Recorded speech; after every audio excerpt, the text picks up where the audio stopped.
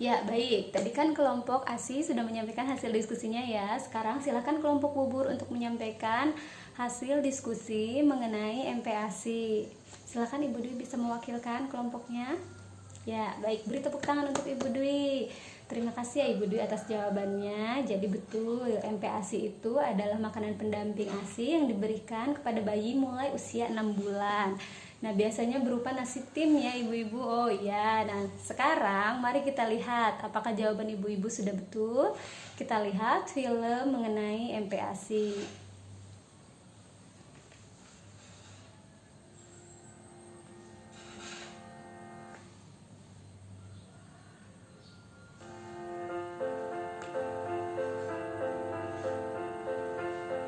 Satu, MPASI diberikan secara bertahap pada bayi mulai 6 bulan.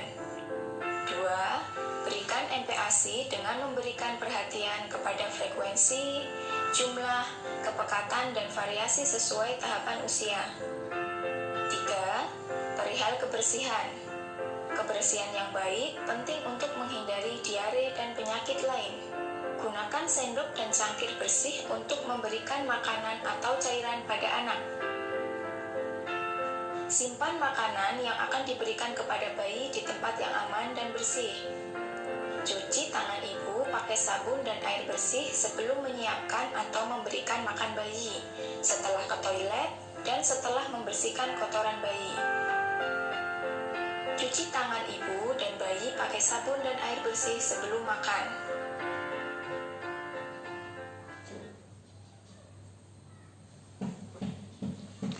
Ya, baik. Ibu-ibu setelah nonton film tadi, mulai usia berapa Bu Ibu MPASI dapat diberikan kepada anak? Ibu Dwi silakan. Oh ya, betul. Mulai anak usia 6 bulan ya ibu-ibu. Nah, kenapa sih ibu-ibu anak usia 6 bulan perlu diberikan MPASI? Kenapa? Ayo. Ya, gini ya ibu-ibu. Jadi, saat anak berusia 6 bulan, kebutuhan zat gizi harian bayi itu mulai meningkat. Oleh sebab itu, diberikan ASI saja tidak akan cukup untuk memenuhi kebutuhan gizi tersebut. Sehingga diperlukan MPASI untuk pemenuhan zat gizi harian bayi.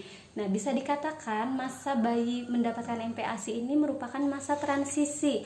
Dari awalnya bayi hanya diberikan makanan berupa ASI menjadi makanan padat. Nah, sekarang ketika kita memberikan MPASI, apa saja ibu-ibu tadi yang perlu diperhatikan ketika kita akan menyajikan MPASI? Apa aja, ayo? Apa tadi? Ya, frekuensi. Frekuensi itu apa, Bu? Nah, frekuensi itu artinya berapa kali, seberapa sering kita harus memberikan MPASI kepada bayi. Kemudian apa lagi? Ya, teksturnya. Nah, tekstur ini merupakan kepekatan ya, tadi kepekatan, apakah itu lembek, kemudian ada yang dilumatkan, terus kemudian ada yang cincang kasar atau makanan kasar. Nah, kapan itu diberikannya? Kemudian jumlahnya ibu-ibu ya perlu diperhatikan juga. Misalnya berapa porsinya untuk bayi usia 6 bulan atau untuk usia 9 bulan. Kemudian variasi juga perlu diperhatikan untuk memenuhi kebutuhan gizi bayi. Selanjutnya tadi di film kan kita itu harus memperhatikan kebersihan. Nah, kebersihan apa saja yang harus kita perhatikan ketika kita menyajikan MPASI? Ya, betul, perlengkapan makan anak ya harus dalam keadaan yang bersih. Kemudian apa lagi? Ya, tempat penyimpanannya perlu disimpan di tempat yang memang benar-benar bersih. Selanjutnya apa, Bu? Yang paling penting di masa pandemi ini apa, Bu? Ya, betul. Mencuci tangan memakai sabun ketika ibu akan menyajikan makanan pendamping ASI untuk bayi. Selain itu, ibu juga perlu mencuci tangan ketika setelah dari toilet dan setelah membersihkan kotoran anak. Nah, jangan lupa ibu juga harus mencuci tangan bayi sebelum makan, karena biasanya bayi pada usia ini suka atau sering memasukkan tangannya ke dalam mulut. Nah, untuk lebih memahami mengenai makanan pendamping ASI, mari kita lihat flip chart berikut ini ya Bu Ibu. Coba perhatikan ke depan Ibu Ibu. Nah, MPASI itu adalah makanan pendamping ASI yang diberikan secara bertahap mulai usia 6 bulan. Untuk umur 6-9 bulan, berikan makanan yang lumat atau makanan yang benar-benar lembut. Bisa misalnya memakai blender atau misalnya ditumbuk.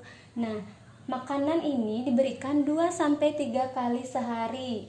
Dan ketika misalnya anak sudah terlihat lapar tetapi belum jam makan, bisa diberikan makanan selingan 1-2 kali sehari berupa buah atau biskuit. Nah, porsinya juga Bu harus diperhatikan. Porsi untuk anak 6-9 bulan itu sedikit saja. Cukup 2-3 sendok makan setiap kali makan, hingga setengah mangkuk apabila anaknya memiliki nafsu makan yang tinggi. Nah, ibu-ibu, kenapa sih tidak terlalu banyak kita memberikan MPASI di usia ini? Karena bayi itu masih belajar, istilahnya masih belajar makan ya. Masih masa adaptasi dari awalnya air berupa ASI, kemudian sekarang makanan yang ada teksturnya. Jadi alangkah lebih baik tidak diberikan dalam jumlah yang banyak, karena saluran pencernaannya juga mungkin belum siap jika diberikan terlalu banyak. Selanjutnya yaitu umur 9-12 bulan.